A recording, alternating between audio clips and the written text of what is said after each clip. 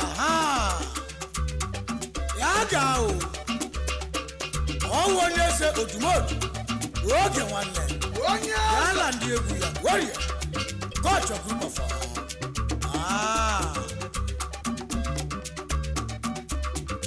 ndị na-eme mma abịala ndị na-eme mma abịala ụwa abịalere ndị na-eme mma ndị na-eme mma abịala ndị na-eme mma abịala ụwa abịalere ndị na-eme mma abịala ome mma abịala ndị na-eme mma abịala ụwa abịalere ndị na-eme mma abịala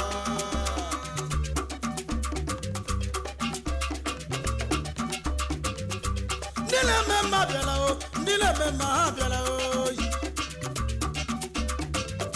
ndị na-eme mma abịala ndị na-eme mma ha abịala ewe ịbịarute na Abia steeti ala abịa ndị na-eme mma ka bịarute n'Imo steeti ndị Imo nwere ndị na-eme mma Enugu steeti Anambra steeti ndị mmadụ ọma ome mma bịawala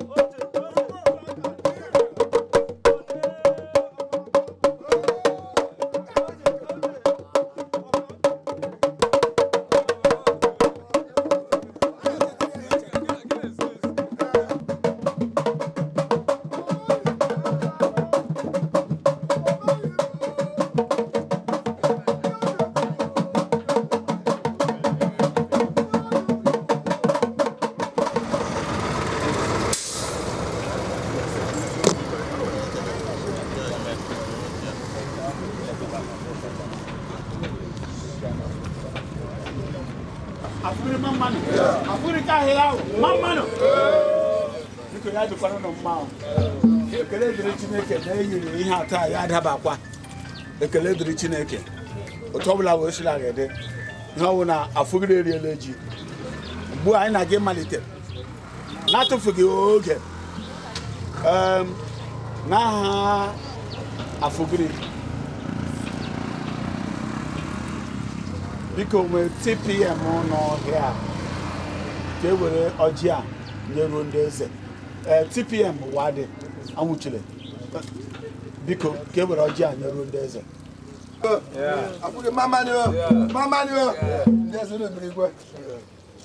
efula mba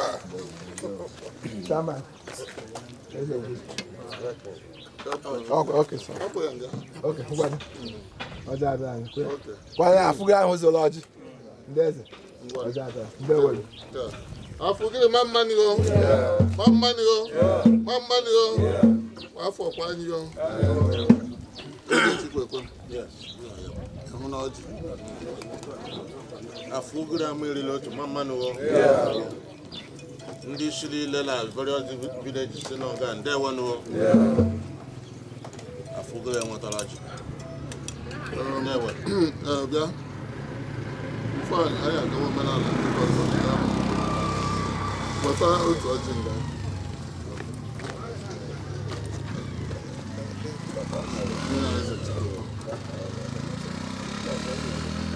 lee ọdịka gbara nọ nga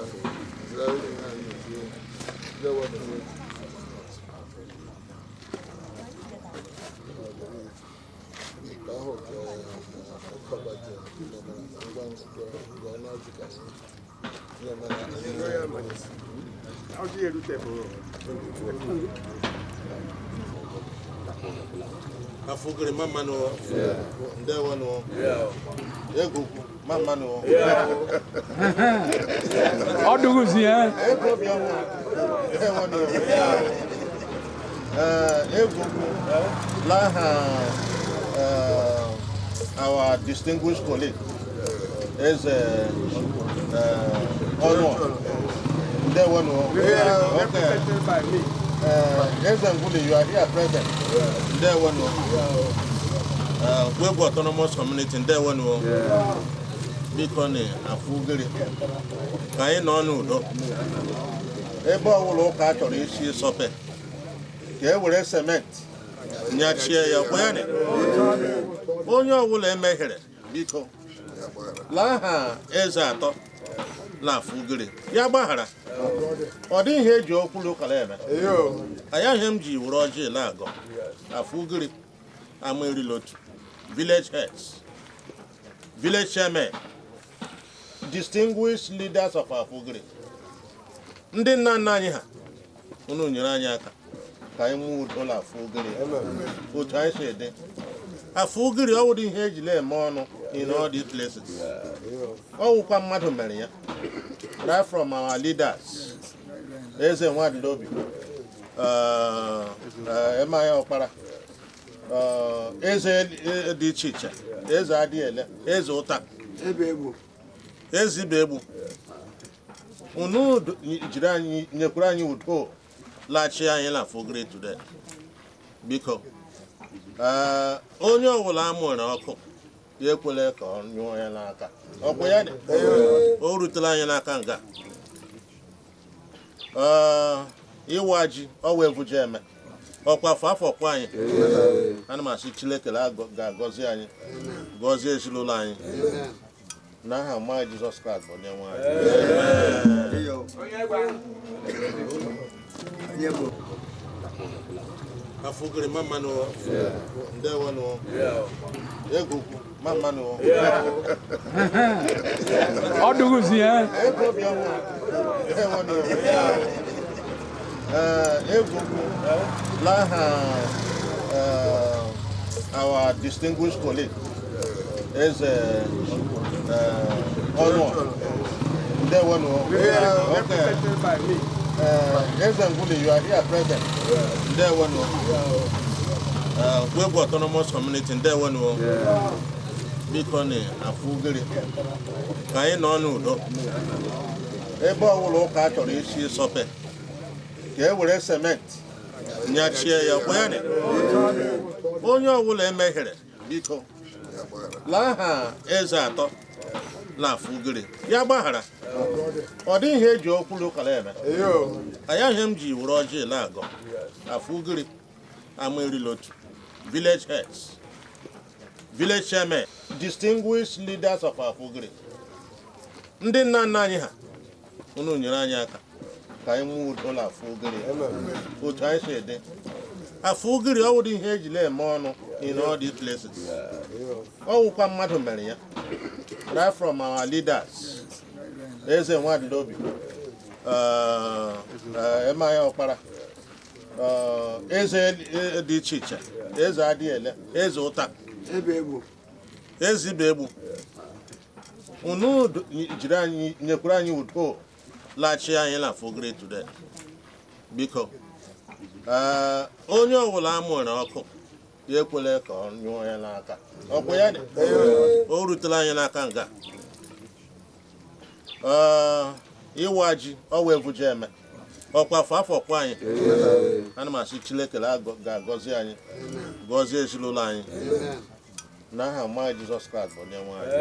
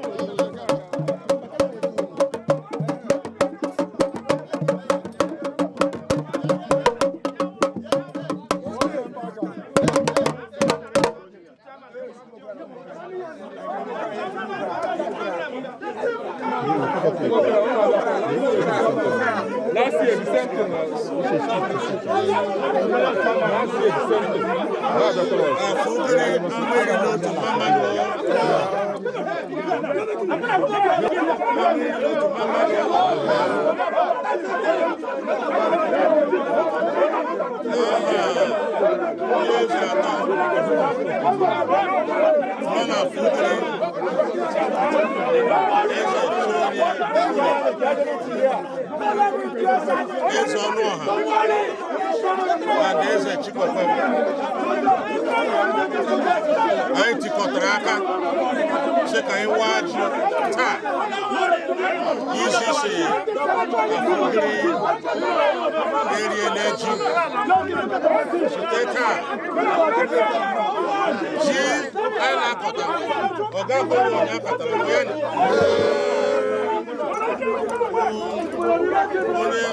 anyị ga-adị ịgara ọrụ anyị ga-abụrụ ọjị rie ya dị ndụ mụọ sụọ Chukwekwem na-arịọ ala Afugiri niile ya tiri anyị aka tire ụmụ anyị n'ozu bekee n'ọnwụla ha na-akụ they will doctors, they will pharmacy, they will nurse, they will engineer, they will azwaya. I will go to jail because now I what I'm going to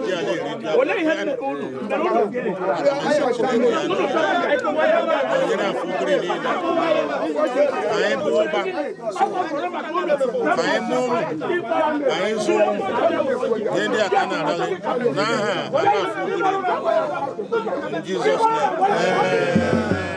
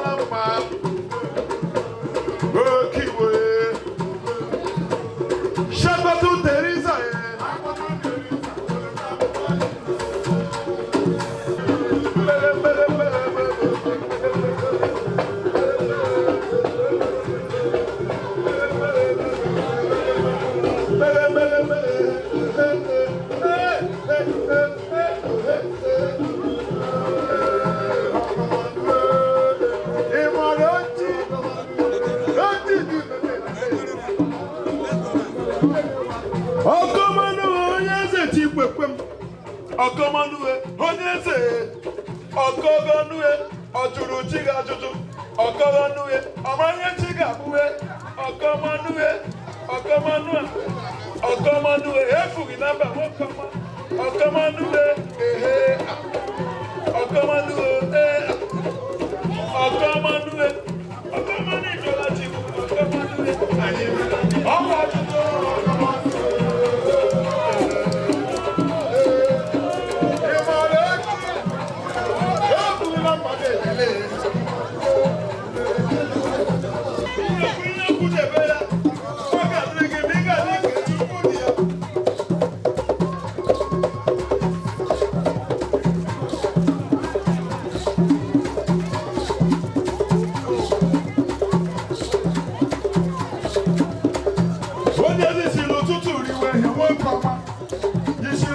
kpata ego agụ nwoke ọma onye ezi n'ụtụtụ riwe ego eze isi n'ụtụtụ riwe efu na mbachi n'ụtụtụ kpata ego agụ nwoke ezi n'ụtụtụ kpata ego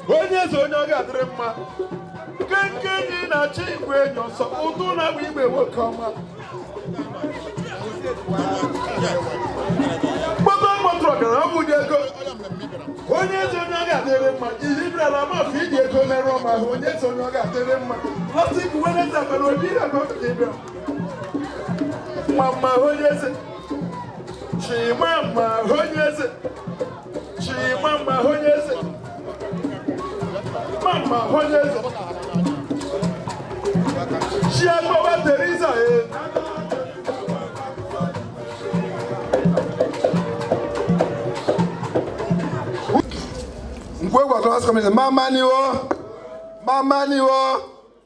niwo abịakwala m ọzọ ugo eruela mgbagbu ugo eberela mgbagbu asị atọtụ ngịga amaka esi eri udele biko nụ ha kwe bịa taa anyị erule ugwu unu niile dum ma ndị eze ndị ọzọ nọ nga amasị biko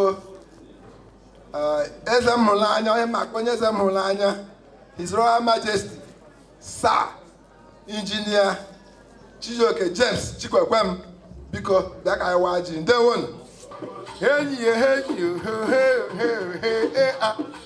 African man ejama onye eze nwoke ọma bịa okoro mara mma ka nwaanyị abịala onye eze nwoke ọma abịala shi African man ejama ndeshi amadi odogwu kara aka wala ji onye eze akawala iwaji abịala ndeshi amadi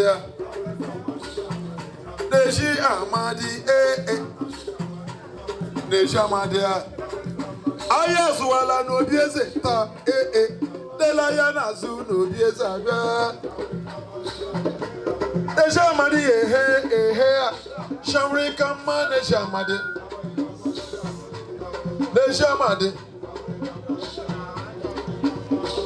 Bịa dịrị mma n'elu onye eze abịala iwaji African man African man Ikoro na-ekwu ka ajụ dị enufue Chikoro na ukwu ka ajụrụ ya lukwu onye eze chi onye ọ ga-adịrị mma onye eze nwoke onye eze Chikwekwem chi ọ ga-adịrị gị mma onye eze ị ga-adị ka echi ya omenala Igbo chiọwụkwa n'ofu onye eze awụrịka mma dechi amara ha awụrịka mma efughị na mba ọ nọkwa gị n'akụkụ efughị na mba chi ọ nọkwa gị n'akụkụ onye eze chikwu a nọbịakwa ha nọkwa gị ihe ga-awa ji awụrịka mma dechi amara ha awụrịka mma awụrịka mma dechi amara ha awụrịka mma. Oge eruola mgbe eze anyị ga-awa ji o nweghị ihe ọzọ wụ n'ugwu ihe onye eze anyị sị Nkwoegwu ga-agbada ji o nwere ihe ọzọ ọwụ ji ndị Nkwoegwu amaala mmamanụ Nkwoegwu mmamanụ mba ukwu Nwafọ mmamanụ Afugiri mmamanụ Ohuhuru ụzọ mmamanụ Umuahia n'ọtụkwu etu ọnụ ibe nkukwu ogburube ikwu anọ mba ji atụbe ndị wonuo Igbo kwezuonu Naijiria ya dịrị unu na mma onye eze ọcha garala ndị eze ibe gị nọ gbaa gị gburugburu kwuoro anyị ụka wara anyị Nkwoegwu autonomous Mamman Igbo Mamman. I'm calling on all the village heads of Nkwoegwu autonomous community here present. Abia, Mokwanga, Deko to Njezi Bem, like the traditional Prime Minister Anga. Where is Royal High Chief Eko?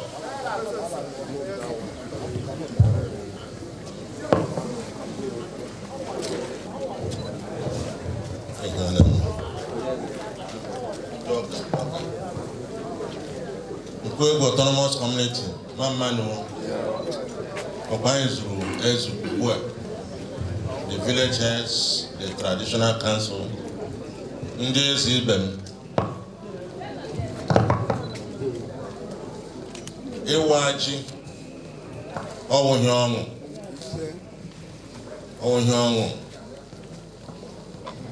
anyị ekelele Chineke otu o si dowe anyị ndụ otu ugbu a anyị kọrọ ji anyị egbute ji laga Iri-ji na ihe ọbụla onye ọbụla na-eme na-eriju afọ o sokwara ịwa ji ma ndị nọ ala bekee ma ndị dị Naịjirịa ma ebe ọ hụrụ n'ụlọ na-agba mbọ ka afọ gbere ekpere ọkụ na-agba mbọ hụ n'ụzọ ụmụ anyị na skuul ana m asị ebe ọ hụrụ n'ụlọ Chineke ya gọzie onye ọbụla ọ ga-eduru unu na mma na ahụchi ike na ịdị n'otu ndị ihe ọjọọ agaghị hụ unu otu esi kọta ji ka afọ ọ bụ otu unu ga-esi na-akọta ji kwa afọ ọ dịghị ihe ndị ọjọọ agaghị hụ unu ndị iro agaghị hụ unu ndị a ka anyị na-arịọ gị n'aha nwa Jizọs Kraịst onye nwe anyị.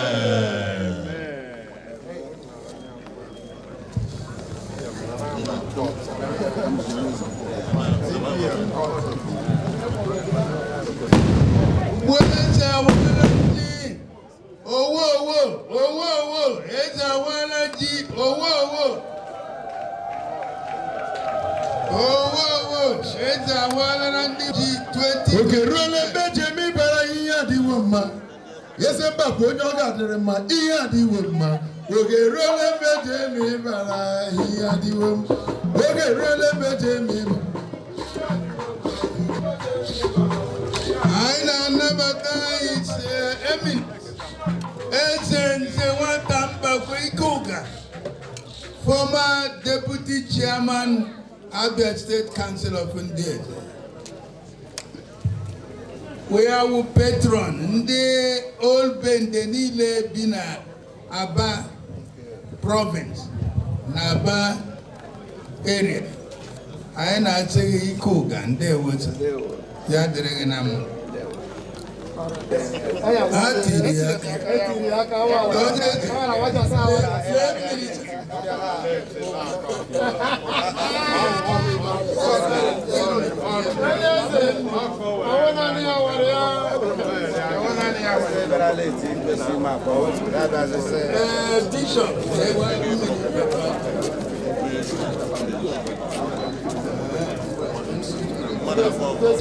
Mother our village in Gabon.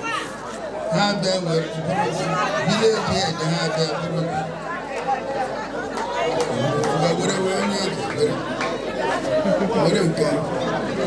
Ndieze niile abụrụla ugbu a ndị eze na-abụrụcha eze nkwe bụrụcha ji ata the second.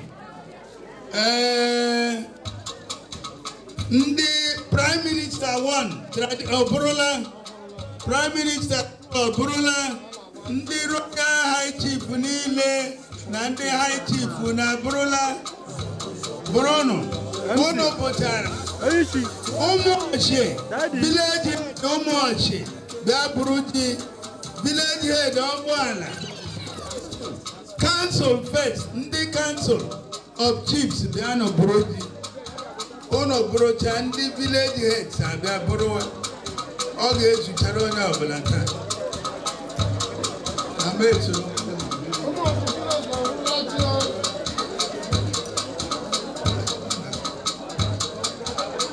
Umuahia from the women.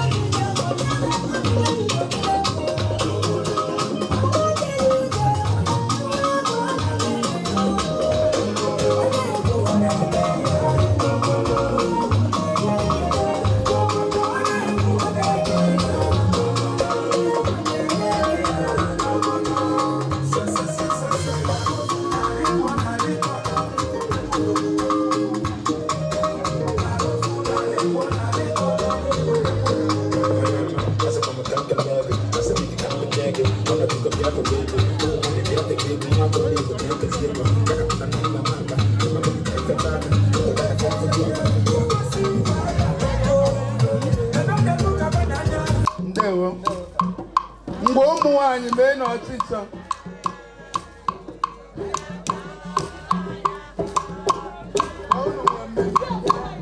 anya abịala ndị ahụrụ ahụ anya abịala anya abịala anya abịala anya abịala anya abịala anya abịala anya abịala Umuahia for anya abịala anya abịala ọkọ na-amasị anya abịala anya abịala anya abịala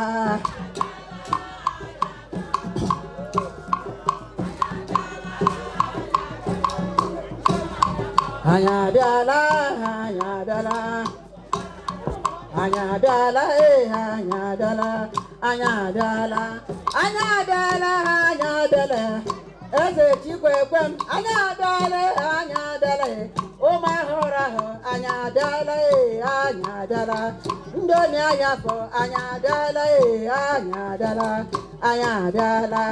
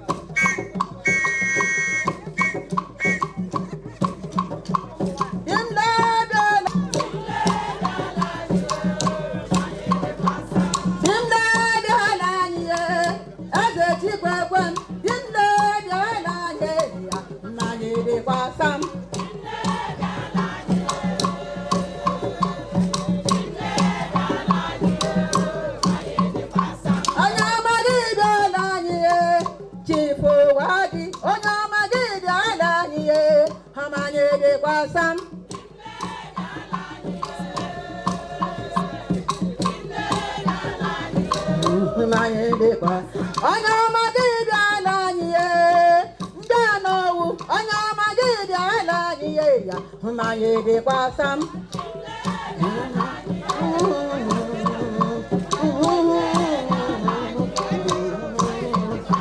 onye ọma gị bịala anyị ndị ugo eze onye ọma gị bịala anyị ya mmanya dịkwasa m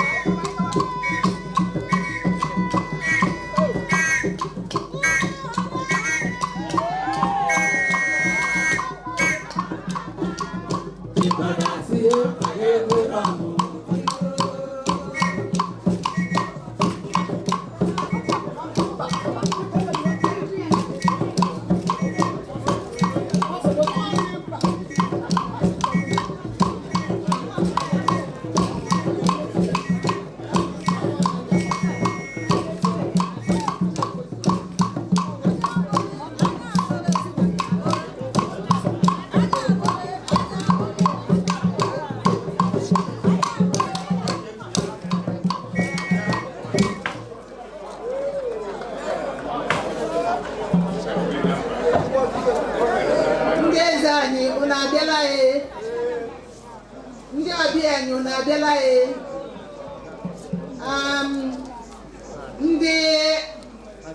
ndị fụtara ebe a bụ ikele onye eze anyị ọwụ ndị ụmụ nwanyị Nkwoegwu autonomous community ha yiri nne anyị nwere 7 villages na Nkwoegwu autonomous community. So ndị a hụrụ nga all the executive members of their various villages all ha wụ ndị pụtara ebe a. Anyị lere anya sị onye eze anyị ọ hụrụ anyị n'anya, ọ na-elezi anyị anya. Unu le anya ọ bụghị naanị ya, ụmụ nwaanyị unu hụrụ ebe ha wụ ndị osodi akpa akụ. Ugeze anyị sodi akpa akụ. Unu n'otu a ụmụ nwaanyị nọ ebe ma ogwe m wee sokwe m ha o. Ịhụ na ihe ha gbara ukwu enwekwere m ya. Ọ wụ ugeze anyị amawara anyị akwa. Ọ dịkwa n'otu a ga-esi eme ihe anyị ma a na-eri nri nke a kwa ụbọchị kwa ụbọchị. Ọ wụ ihe ndị onye autonomous community ji lechaa anya ha sị mba ọ dịghị otu a ga-esi mee taa ha ghara ịbịa ịsịkwa na onye eze ịla agbalị ha ewerekwe n'ihe bịa nye ya so that onye na-abata Ghana ya na-eri ihe. Unu lee anya unu ga-ehụ ihe anyị bụ bịa nga wee gbara anyị juru eju maka ịdọla ala. Anyị mere ya ka onye na-abata ya na-eri nri. Otu anyị siri eme na Nkwoegwu Autonomous Community. Ana m asị ụmụ nwanyị ndị osodi eme kwenuwo unu agbalịala. Onye kunu hụkwara n'ebe a ọwụ chairperson of the Autonomous Community. Ọ na-agbalị ebe ọ dị ukwuu. Ugeze anyị anọghị ya, ọ nọghị around, but ọ wụ ya wụ onye akpọ ya azọlie na ya aza mgbe ahụ. Anyị na-asị onye eze eriela eji imeela. Anyị ahụna ji edoere anyị Ghana ọwa anyị na-adịrị ya n'anaghị enye naira atọwa chenji. Ndị obi n'anaghị enye naira atọwa chenji. Eji m ohere anụ ụzọ dị n'irube isi n'ugwu na ịda n'ala na mweda ala na-anabata His Royal Majesty Eze Elda Ebe Ogbonna Eze Chukwu Eze Chibere Ọbara na Nkaruawa Kingdom, Ancient Kingdom. Ọ nọ ebe a ọ sị ka ya bịa nọnyere Eze Sa Chikwekwem n'obodo.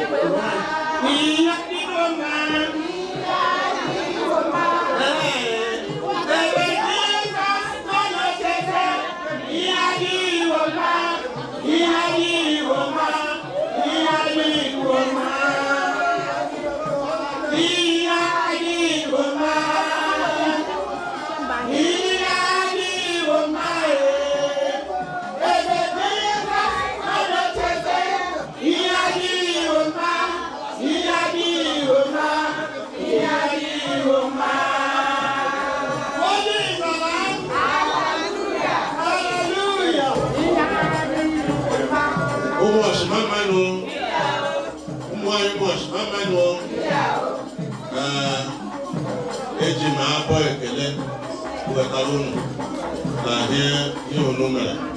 Chineke ya gọzie unu. In Jesus' name, amen.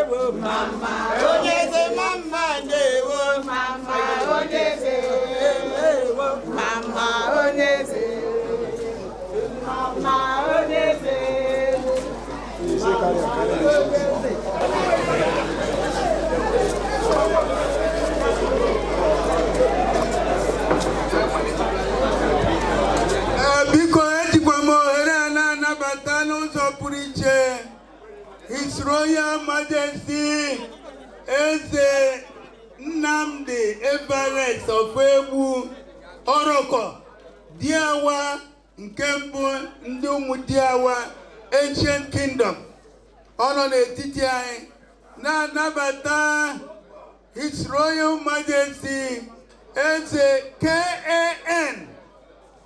Kan Emeka Obum Eze Kingsley na Emeka Obum Oya weze ndị ọkpụ ngwu isi ngwu ọkpụ isi ngwu ọkpụ ngwu nke mbụ ndị ọkpụ isi ngwu gburugburu chiri ya aba ngwu isi ngwu mgbe alawala anyị na-anabata unu sa n'ụzọ pụrụ iche.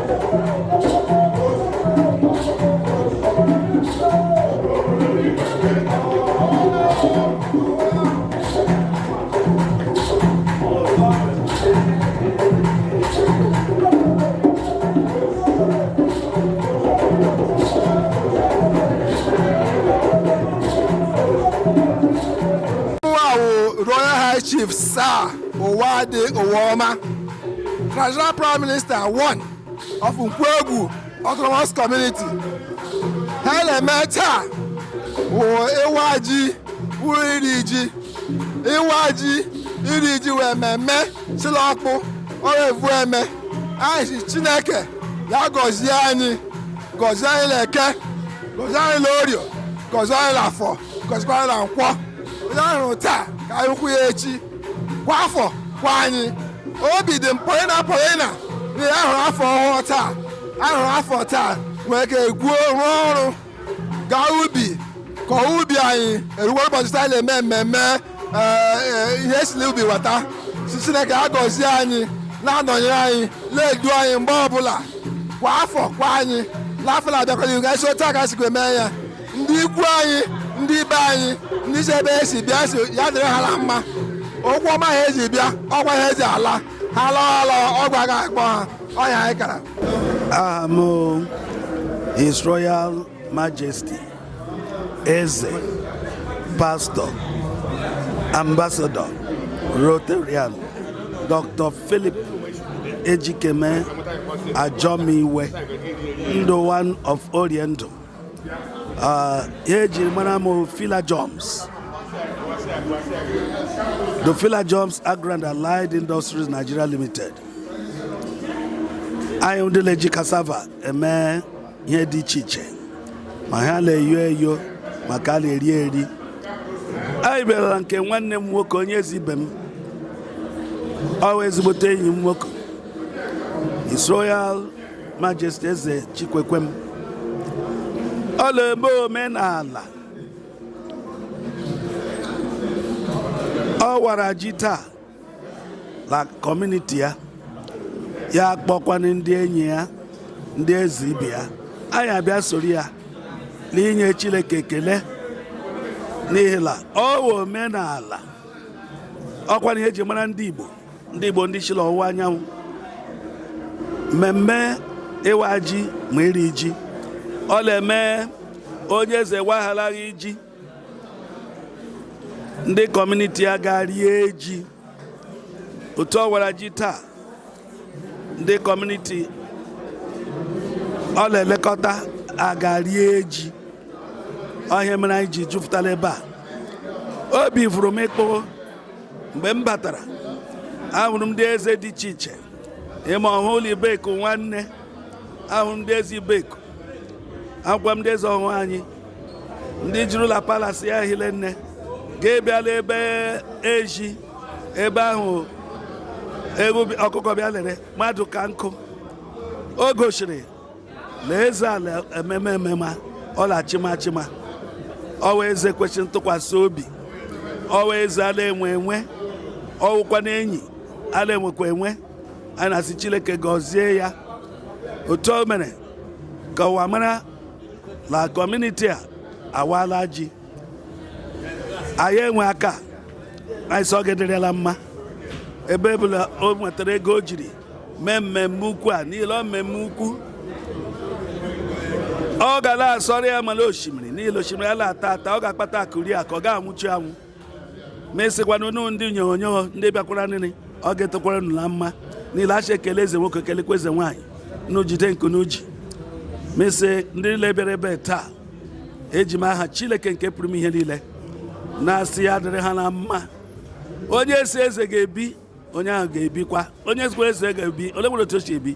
Mesi ya dịrị anyị niile mma n'aha Jizọs. Amen. Amụ eze eme ka ọ bụ m dị ọkpụ ngwu one of ọkpụshim. Obi dị m ụtọ na m bịara nga taa n'ihi na ihe wee vu eme. Emere m kem on the 13th and it was granted. Just like what I'm seeing here today is granted. It was ihe mere taa dị well organized. Ọwụ evu eme anyị, ọwụ omenala anyị. Anyị mere taa wụ ikele Chineke na ihe ọma niile o mere n'anyị n'afọ. ma anyị akọta ihe nọ n'ala ubi. Ọ ihe ndị obodo a na-eme taa a bịakwa n'ebe nọnyere ha. Achị m Chineke ekele dịrị ya n'aha Jizọs. Ya dịrị nwoke mma dịrị nwaanyị mma. Otu ugbo afọ ọzọ ka anyị zukọtakwa otu a kelee Chineke na ihe ọ na-emere anyị. Ihe ndị a niile ka nri ọchịchị na Jizọs Kraịst bụ onye nwe anyị. Amen. Biko ọhaneze ndewonu. Mụ is the Royal Eminence Eze Nnamdi Ofegbu, Diawa of Umuahia Kingdom in Ohuhu, Abia State. Obi dị anyị ụtọ n'ihi na Abia kwutere onye eze ibe anyị ya nọnyere ya maka ịwa ji nke ọ wara na kingdom ya. Obi dịkwa n'anyị mma. Nye m ọwa anyị niile bịara anyị ka obi dị mma. Ama ndị ọzọ kpọta onye ọbụla bịara nga ọnụ ọchị na-awa ya n'ihi na ọwa omenala ndị Igbo. Omenala ndị Igbo, omenala ndị ọhụụ site na gboo. Onye eze ibe anyị wụ mmadụ ọwa onye eze ala enwe based on ihe ọbụla ala anụ na kọmuniti. Ọ na-achịta ndị ebe ha mma, ọ na-emekwere ha mma n'ihi na aka dị ya arụ.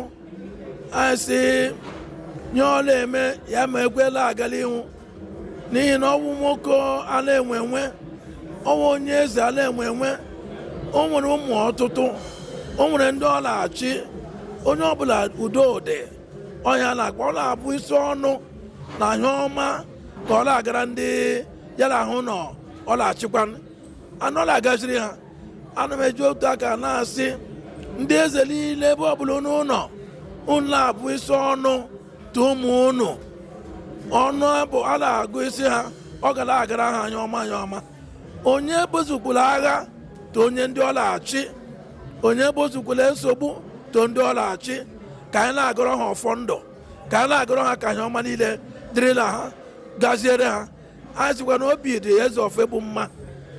Ana m asị ndị Igbo niile ebe ọbụla unu nọ ọ ga na-agaziri unu ihe ọma ga-awụ ụka unu ga-anwụchu ọnwụ. Ana m asị ebe ọbụla unu itiri aka ọ ga na-agazi unu. Ndị ọjọọ agaghị ịmụ unu, ndị iro agaghị ịmụ unu. Onye anyị nwa ndị eze na-eme ka ọ na-agazi nwoke na-agazi nwaanyị ka ala Igbo dịrịla mma. Onye ga-eweta nsogbu n'ala Igbo ga-eweta ọnwụ ike. Anyị sị onye ahụ agaghị ihe ọbụla o kwuru ọ gaghara ire, ihe ọbụla ọ kụrụ ọ ga-enweta ya. Onye anyị na-akọ onye anyị na-agọ ma ihe nkwọ eyi afọ eyi eke eyi orio ọ gara agaji ndị Igbo ọtụtụ ehihie abalị ndị Igbo gara enwe ọṅụ ma mmanị ndewo. Biko ndị Noble Stock unu emeela. Aha m wụ High Chief Eze Nwoke, the TPMT of Nkwoegwu Autonomous Community.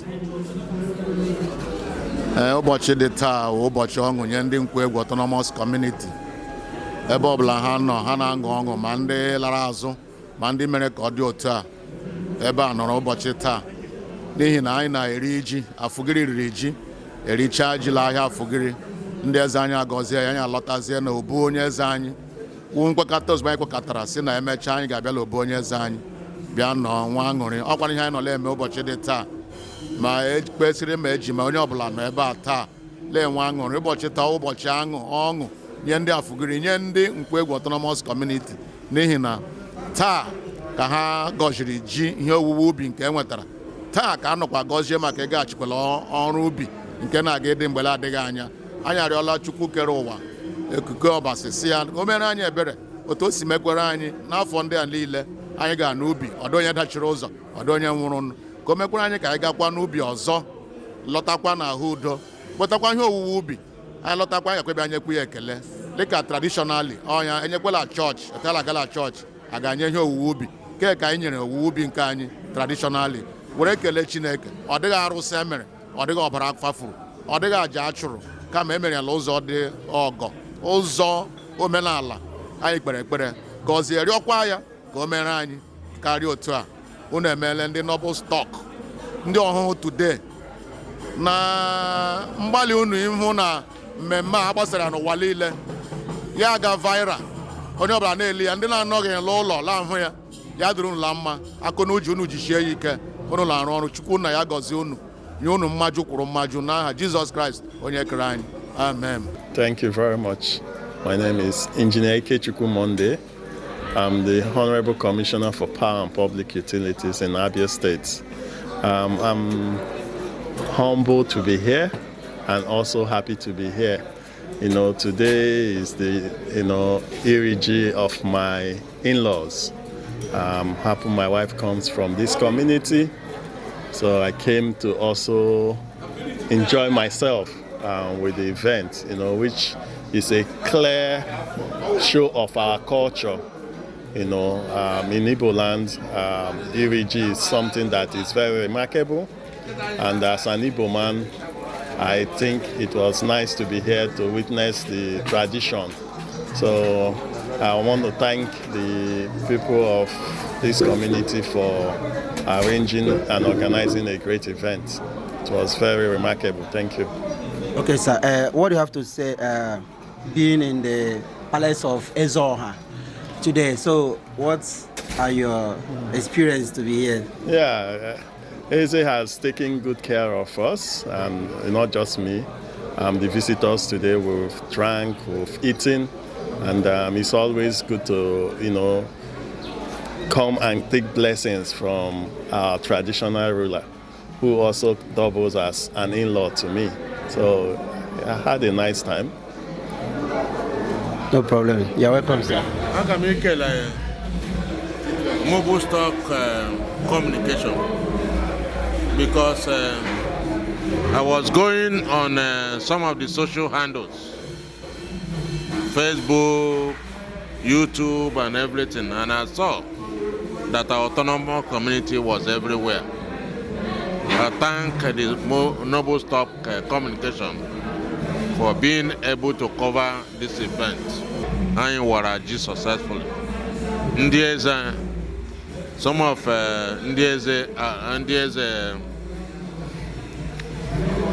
Umuahia, Ibeku, and Ohuhu, they flanked me at Iri-ji, which was it. And a lot of the highlights of the event, autonomous community women, they came dancing, some of the villages bringing gifts. Garima Iri-ji in the next 1 or 2 years. I really appreciate everybody. Even now, the palace and the compound was still very filled up with people dancing, jubilating for a New Yam festival. Our success, all we can and may celebrate, and we have celebrated it today. The members of the autonomous community, for us getting together and celebrating this New Yam festival. I'm believing that next year, I give me this form, it will be greater than what we have done.